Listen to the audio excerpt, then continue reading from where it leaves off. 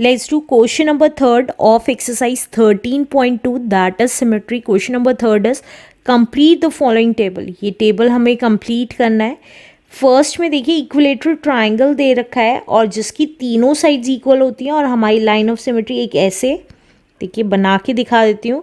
एक line of symmetry हमारी ऐसे दिखा रखी है, एक लाइन ऑफ सिमेट्री हमें ऐसे दिखा रखी है और दूसरी लाइन ऑफ सिमेट्री हमें ऐसे दिखा रखी है. इसलिए यहाँ पे 3 लाइन ऑफ सिमेट्री लिखा हुआ है. अब स्क्वायर के केस में कह रहा है स्क्वायर के केस में कितनी लाइन ऑफ सिमेट्री बनेंगी.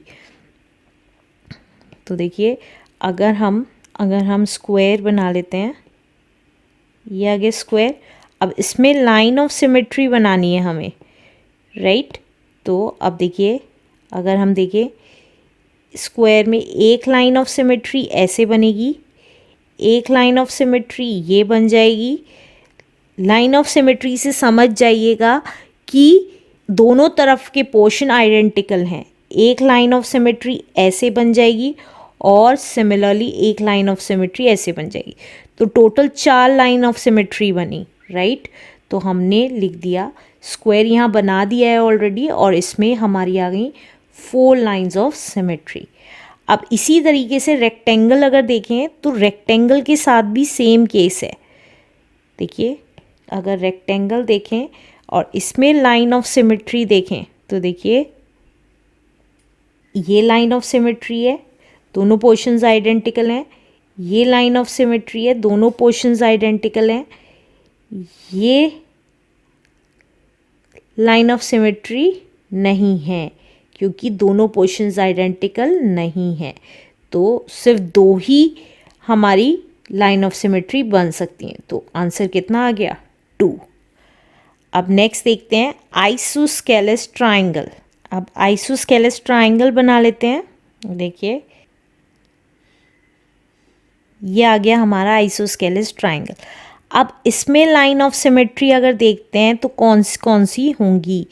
तो देखिए अगर हम देखें ये लाइन ऑफ सिमेट्री होगी, लेकिन अगर हम यहाँ से ये लाइन ऑफ सिमेट्री बनाना चाहें तो इसका ये वाला पोर्शन इसके इक्वल नहीं आ रहा है. तो इसका मतलब ओनली 1 लाइन ऑफ सिमेट्री होगी हमारी आइसोस्केलेस ट्राइंगल में. ये हम लास्ट क्वेश्चन में भी कर चुके हैं, राइट. अब नेक्स्ट आता है हमारा रोम्बस. अगर हम रोम्बस देखते हैं तो रोम्बस में कितनी लाइन ऑफ सिमेट्री हमारी आएंगी ये पता लगाना है. तो देखिए अगर मैं एक लाइन ऑफ सिमेट्री ऐसे ड्रॉ करती हूँ, एक लाइन ऑफ सिमेट्री ऐसे ड्रॉ करती हूँ तो हमारा ये दोनों पोर्शन आइडेंटिकल हैं, राइट. अब इसी तरीके से अगर मैं एक लाइन ऑफ सिमेट्री ऐसे ड्रॉ करती हूँ तो हमारे पोर्शन आइडेंटिकल हैं. लेकिन अगर मैं ऐसे ड्रॉ करती हूँ तो हमारे पोर्शन आइडेंटिकल नहीं हैं.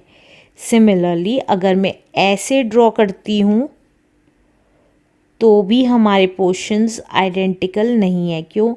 क्योंकि अगर मान लीजिए ऐसे ड्रॉ करती हूँ तो इधर वाला पोर्शन बिग है, इधर छोटा है, इसलिए आइडेंटिकल नहीं है. तो ये वाली लाइन नहीं होगी, राइट. तो इसका मतलब ओनली 2 लाइंस ड्रॉ हो सकती हैं, लाइन ऑफ सिमेट्री ड्रॉ हो सकती हैं, राइट. लास्ट है सर्कल. सर्कल के केस में क्या होगा. तो देखिए सर्कल बना लेते हैं सबसे पहले. तो ये आ गया सर्कल.